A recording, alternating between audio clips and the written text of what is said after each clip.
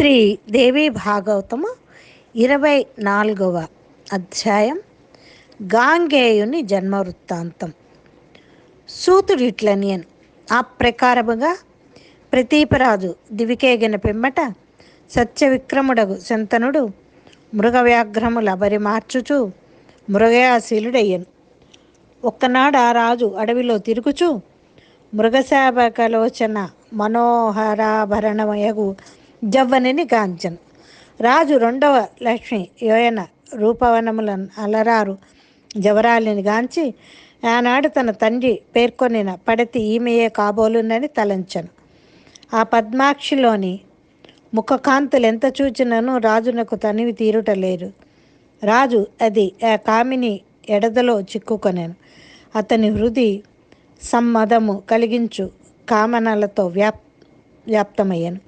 ఆ గంగానదియు నానాటికి మహాభిషుడి రాజేయని తెలుసుకొని అతని విషయమున ప్రేమానురాగ తరంగితయ్యై చిరునగోతో రాజునెదుట నిలిచెను.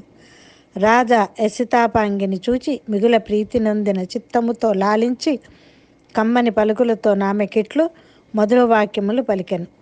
నీవు దేవతవో, గంధర్వ యక్ష నాగ కన్యలలో యువతివో కాక మానసివో, నీవెవ్వరివైనా అవుదుగాక, నాకు నీపై అనురాగము కలిగినది.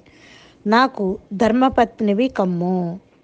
సూతుడిట్లని ఈమెయే ఆనాటి గంగయని రాజెరుగడు గాని నాటి మహాభీషుడితడే అని గంగకు తెలియను.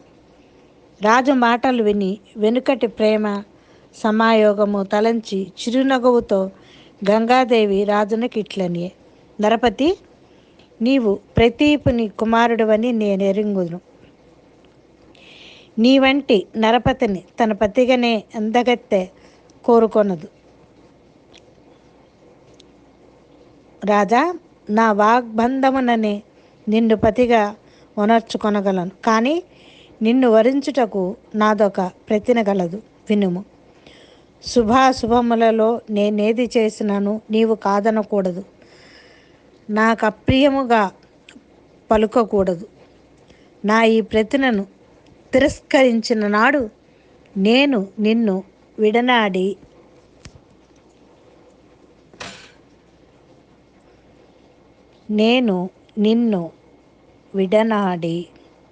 స్వేచ్ఛగా ఎటకే ఏగిపోదు. నేను నా ఇష్టం వచ్చిన చోటికి మళ్ళీ వెళ్ళిపోతాను. నేను నిన్ను విడనాడి స్వేచ్ఛగా అనటకే నేగుదును అని గంగాదేవి వసువుల రాబో జన్మలను మహావిష్ణుని ప్రేమ ప్రార్థనను తన ఎడదలో తలచను. రాజామె మాటకు ఆమోదము వెలిపుచ్చును. ఆమెయు రాజు నటులేపతిగా భావించను. ఇట్లు గంగాదేవి మనుష్య యువతి రూపమున ఆ శంతనునకు పత్ని అయ్యను. ఆ వరవర్ణిని రాజు వెంట రాజభవనమును కేగను. ఆ రాజు కూడా ఉద్యానమున దామెతో కూడి విహరింపసాగను. ఆ సుందరియు అతని భావమెరిగి అతని ఆనంద పెట్టుచుండగా ఎన్ని ఏండ్లు గడిచినదియు ఎరుగక ఆ రాజేంద్రుడ హరిణాక్షిని కూడి ఇంద్రాణితోటి ఇంద్రుని పగిది కాలము గడుపుచుండెను. సర్వగుణ సంపన్నయగు నామితో కామతత్వమెరిగిన ఆ రాజు లక్ష్మిని గూడిన నారాయణుని విధముగా దివ్య మందిరాలలో ఆనందమందెను. ఆ విధముగా కొంతకాలము గడిచినంతలో రాజు వలన ఆ చారులోచనయగు గంగ గర్భము దాల్చి వసువును పుత్రునిగా బడసినది. ఆమె అతనిని పుట్టిన తోడనే గంగలో పడవేసినది. అట్లే రెండవ కొడుకును చేసినది. అట్లు 3, 4, 5, 6వ కొడుకులను గంగపాలైరి. తుదకేడవ కొడుకు కూడా మరణించను. రాజిప్పుడు బోరున పలవరించను. వేసవి నేనిప్పుడు ఏమి చేయాలి? ఏం చేశాడు?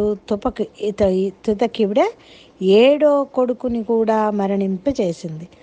రాజప్పుడు బోరున పలవరించాడు. నేనిప్పుడు ఏమి చేతును?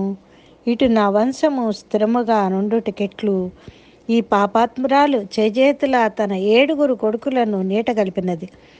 ఒక్కవేళ నన్నీమె వదిలి వెళ్ళిన వెళ్ళుగాక, నాకు ప్రియమైన ఈ 8వ పుత్రుని అయినా కూడా చావు నుండి వారించగలను. నేనిప్పుడు అడ్డు పెట్టనిచో ఈమె 8వ వాణిని కూడా మరల నీట ముంచును. నాకిక ముందు సతులు ఈ సంతానం కలుగునో లేదో అని సందేహము కలుగుచున్నది. ఒకవేళ పుట్టినప్పటికీ దుష్టురాలతనిని కూడా మననిచ్చునో లేదో ఇట్టి సంశయంలో నేనేమి చేయవలెనో నాకే తోచటలేదు గనక వంశరక్షణ తొరకొనుటకు ఈ వంశరక్షణ కాపాడుకోవటానికి నా ప్రస్తుత కర్తవ్యమని రాజును. అంతలో 8వ వశిష్ఠును పుత్రుడు జన్మించను. రాజు తన మనసులో తలుస్తున్నాడు. ఆ టైంలో 8వ వశిష్ఠును పుత్రుడు కూడా జన్మించాడు. అష్టమ పుత్రుడు కూడా జన్మించాడు అనమాట. తొలుతనెవ్వడు తన భార్య మాట కాదనలేక నందిని దేనిని అపహరించనో అతడే నేను అష్టమ పుత్రుడొకట ఉద్భవించను. అదిగని రాజు తన భార్య పాదాలు పట్టుకొని ఇట్టులా విలపించను. నేను నీ దాచుడను, ఈ యొక్క కొడుకునైనా వదిలిపెట్టము. ఇతని రక్షణ భారము నేను చూచుకొందును. నన్నిదే ప్రార్థించుచున్నాను, నిన్నిదే అడుగుతున్నానమ్మా అని. నా కడుపు తరుగుకొని పోవునట్లు పండ్లు లాంటి 7 ముద్దు బిడ్డలను నీ పొట్టను పెట్టుకొంటివి. ఈ 8వ వాణిని ఒక్కనినైనా బ్రతకనిమ్ము. నీ పాదాలు సాక్షిగా వేడుకొనుచున్నాను, నీవేదేని కోరుకొమ్ము. ఎంత దుర్లభమైనదైనను నా వంశం ఇకనైనా నిలబెట్టుము. అపుత్రకులకు స్వర్గగతులు లేవని వేదవిధులు వక్కాణించి పలుకుదురు. కాన ఇప్పుడు 8వ కొడుకును బ్రతకనిమ్మని వేడుకొనుచున్నాను. ఇది విన్నప్పటికీ గంగ బాలుని కొనిపోవ నుంకించుచుండెను. రాజప్పుడు గుండె చెరువుగాక పట్టరాని కోపమున నామెకిట్లు పలికెను. ఓసి పాపిష్ఠురాలా, నీకు నరకమన్న జంకు లేదు. నీవే పాపాత్ముని కడుపు చెట్ట పుట్టితివో గదా, నీవే పాపాత్ముని కడుపులో చెడబుట్టావో ఏమో. నేనిప్పుడు ఏమి చేతును? నీవు వంశఘాతకురాలవు. ఇంక నీ ఉండుము. పోయిన నీ ఇచ్చవచ్చు తావునకు పొమ్ము. కానీ నా పుత్రుడు మాత్రం ఇక్కడనే ఉండగలడు. నీతో నాకికనేమి పని అని గుండె ద్రవించినట్లు రాజు పలికెను. శిశువును గొంకోవుచు గంగ కోపమున అతనికి ఇట్లు పలికెను. పుత్రులన్న నా మనస్సు కూడా పడిచొచ్చున్నది సుమా. నాకును కొంచెము మెత్తని గుండె కలదు. ఈ బాలుని కొని వనములందితనిని పోషింతును. నీ మాట నిలుపుకొనలేదు. నీ చేసిన శపథము భగ్నమైనది. కాన నీతే వదలి తరలుచున్నదాన నన్ను గంగానదిగా ఎరుంగుము. దేవ కార్యార్థం అరుగుదెంచితిని. పూర్వము వసువులు వశిష్ఠ మహామునిచే మనుజయోని పుట్టుడని శపించబడిరి. వారు నన్ను గాంచి చింతాపరులై నీవు మాకు తల్లివిగమ్మని వేడుకొనిరి. నేను వారి కట్టులే వరమిచ్చితిని. అందుచే నీకిల్లాలనైతిని. నా సంభవము దేవకార్యార్థము సిద్ధికని తెలుసుకొను. ఆ 7 వసువులు మునిశాపమున మనకు పుత్రులై చనిపోయిరి. శాప విముక్తి బడసిరి.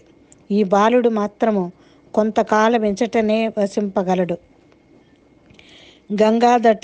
దత్తుడగునటువంటి ఈ సుతుని కనుము.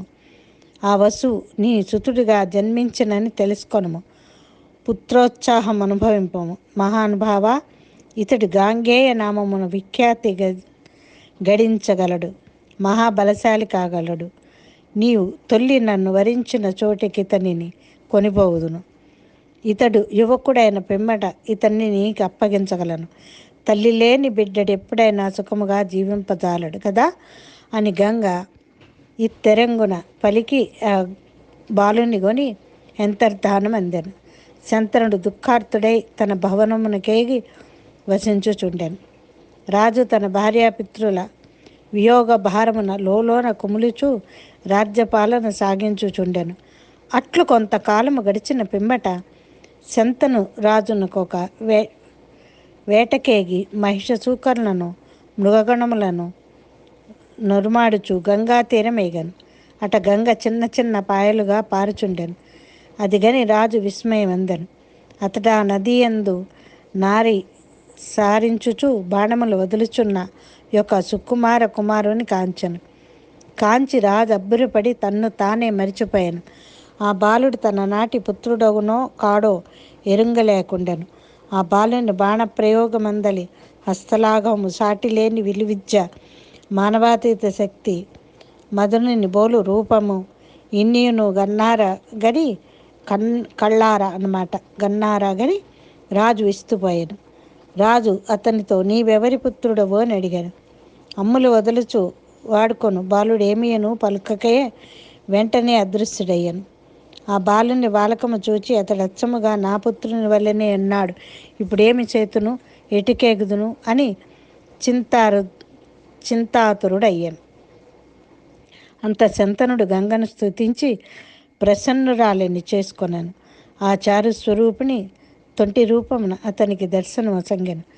తన ఎంగ కాంతులెసగంగా వెలుగొంచున్న గంగను గని రాజామెకిట్లు పలికెను, ఓ గంగా, ఈతడెవడు? నా బాలుడెక్కడ? నా బాలుని నాకు వేగమే చూపింపు. గంగ ఇట్ల నేను, ఓ రాజేంద్ర, ఇదిగో ఇట అష్టమ వసువు నీ పుత్రుడు. ఇతడు ఇంతకాలము నా చేత పోషింపబడను. ఇప్పుడు ఇతని నీ చేతిలో పెట్టుచున్నాను. ఇతడే గాంగేయుడు, మహా తపస్వి. ఇతడే నీ కులమునకు వన్నెలు తెచ్చువాడు. ఇతడెల్ల వేదములను ధనుర్వేదమును చక్కగా చదివెను. ఇతడింతకాలము వశిష్ఠుని ఆశ్రమమున సకల విద్యలు నేర్చెను. సర్వార్థములందు కుశలుడు, శుచయ్యను. పరశురాముడెరింగిన విద్యలెల్లా ఇతడెరింగును. ఇంక నీవితని గ్రహించి సుఖముగా ఏగుము అని పలికి రాజునకు పుత్రును సంగి అంతర్హిత అయినది. ఆ శంతనుడు ప్రమోదభరితుడై సుఖముగా ఉండెను. ఆ శంతనుడు తన కొడుకును ఆలింగనము చేసుకొని శిరంబు మూచూచి ఎరదంబుపై నిడుకొని తన పురమునకు బయలుదేరాను. రాజు కరిపురి కరిగి ఘనముగా పుత్రోత్సవము వనరించెను. దైవజ్ఞులను రావించి శుభముహూర్తమడిగి రాజు ప్రకృతి జనుల నెల్లర పిలిపించి గాంగేయుని యువరాజు చేసెను. సకల సద్గుణోపేతుడకు పుత్రుని యువరాజు చేసి రాజు నిశ్చింతముగా ఉండెను. గంగను కూడా మర్చిపోయాను. సూతుడు ఇట్లని, ఈ ప్రకారముగా వసువుల శాపకారణముగా గంగా సంభవము, గాంగేయుని జన్మవృత్తాంతము, పావన గంగావతరణము, వసువుల సంభవము జరిగినవి అన్నీయును మీకు విశదపరిచితిని.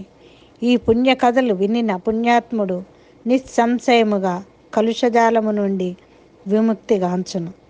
ఇంతవరకు మీకు వినిపించిన దానిని నేను మున్ను వ్యాసుని వలన వింటిని. ఇది బ్రహ్మ సంహితమగు శ్రీదేవి పురాణమందలి ఆ పరమ పవిత్ర దేవి భాగవతము మహిమోజ్వలములైనటువంటి నానాఖ్యానక కథలతో పుణ్యమై పంచలక్షణ లక్షితమై వ్యాసుని ముఖ కమలము నుండి వెడలి సుగుణామృత రసభరితమై అలరారుచున్నది. ఈ పుణ్య మహా సముపరము శ్రద్ధతో ఈ పుణ్య ఇతిహాసాన్ని ఎవరైతే శ్రద్ధతో వినివారి దురితములు, ఈ ఇతిహాసాన్ని ఎవరైతే పుణ్యంగా భావించి వింటారో వారి దురితములు దూరమనర్చును, కళ్యాణ సుఖము ఒడగూర్చును అని ఈ దేవీ పురాణము లోకములందు ప్రఖ్యాతి చెందినది. ఇది శ్రీ దేవి భాగవతమందలి ద్వితీయ స్కందమందు చతుర్థాధ్యాయం సంపూర్ణం. సర్వే జనా సుఖినో భవంతు.